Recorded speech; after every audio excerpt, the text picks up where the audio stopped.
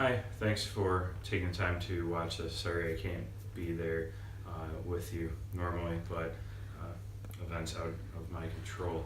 Uh, I've also sent you a copy or a link to this PowerPoint that I have here.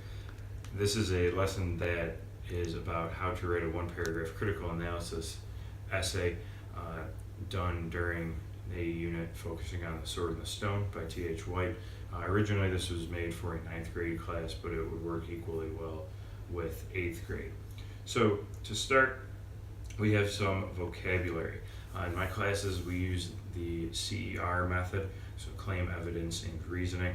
I think it's important to have this slide translating those terms into some that the students may have heard before, like a claim used to be called a thesis or the topic sentence, and here we have the definitions of those things for the students to connect with.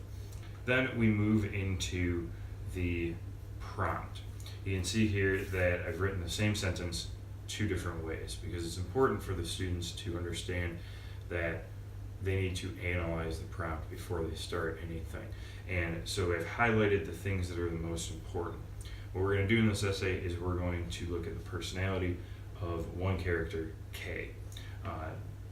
K, of course, is Sir Ector's true son and the supposed knight in training of the Sword and the Stone. So, the first thing we need to do is create a claim. And our claim is very simple. It addresses the prompt and it references the work. So we can see in The Sword and the Stone by T.H. White, there you have the title and the author of the work. That's very important. The author illustrates K's personality. This is a very broad topic. It's important to keep your topics broad so that you have a lot to work with. You can get the evidence you need to create a good essay. And then we move from there into our supports. So one paragraph has 3 supports, and here we've collected some ideas for supports. We have things that K does, parts of his personality. We have that he needs to be the leader, he seeks attention, he shows jealousy, he's emotional, but he can also be kind. So choosing the first of those examples, that we can say one important aspect of K's personality is that he seeks leadership. And we have some examples here of how K does that, how K looks for leadership. Specifically, we're talking about an event where when Wart suggests an activity, K has to take the lead in doing that activity rather than allowing Wart to continue his own idea. From there, we connect that couple of ideas into formal essay-based language to see our example, our evidence. And it's again always important to use transitions to make our writing flow and make it sound like a real essay. From there, once we've presented the evidence, we need to analyze it. This is the most important part because you've now said what you think, you've shown some evidence, but now you have to connect how what you think is proved by the evidence.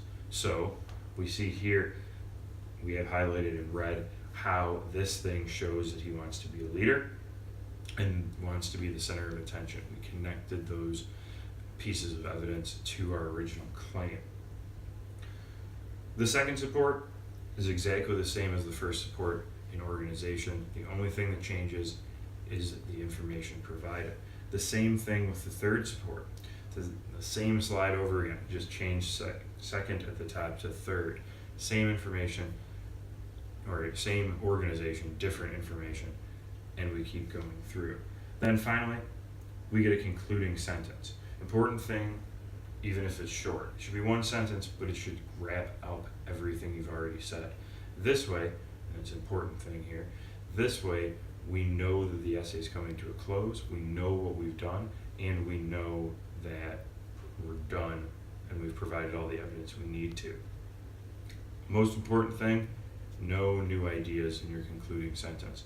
It has to reflect on what you've already written, not add to it.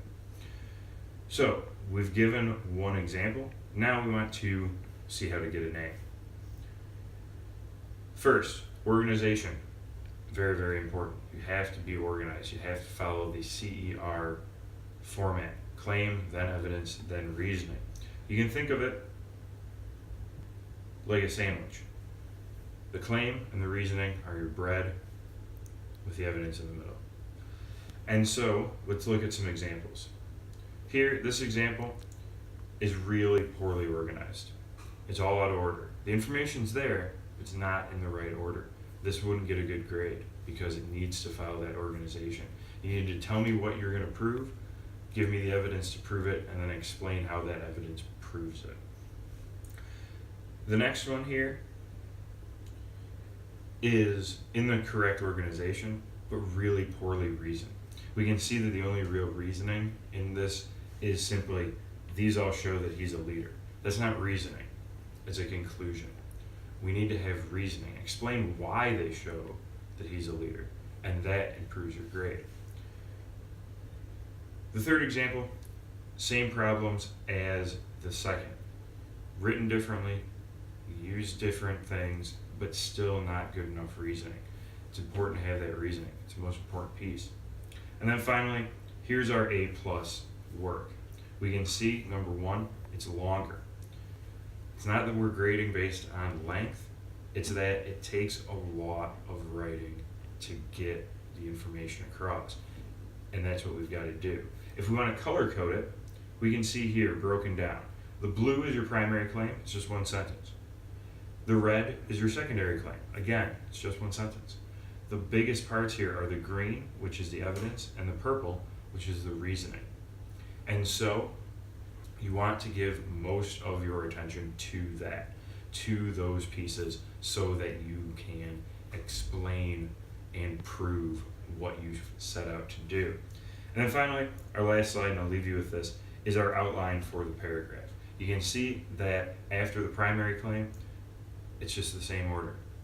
3 secondary claims and 3 sets of evidence, 3 sets of reasoning, and then your concluding statement.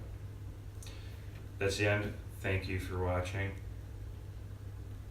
and I hope to hear from you soon. Please don't hesitate to send any questions or any clarifications to me. Thank you.